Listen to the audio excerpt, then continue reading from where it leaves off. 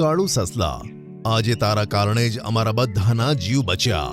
ખબર નથી પડતી કે તારો આભાર કેવી રીતે માનીએ. ચાલો, મારો ખરાબ ચહેરો કોઈના માટે તો સારો રહ્યો.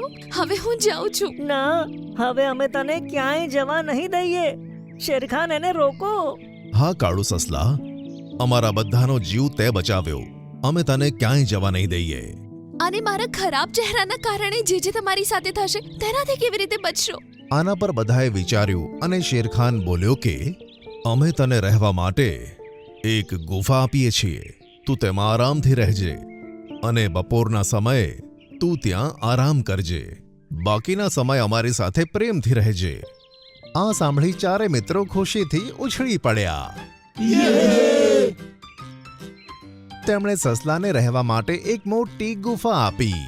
તે બપોરના સમય અંદર રહેતો અને પછી આખો દિવસ પોતાના મિત્રો સાથે રમતો, હસતો, કૂદતો, મજા કરતો.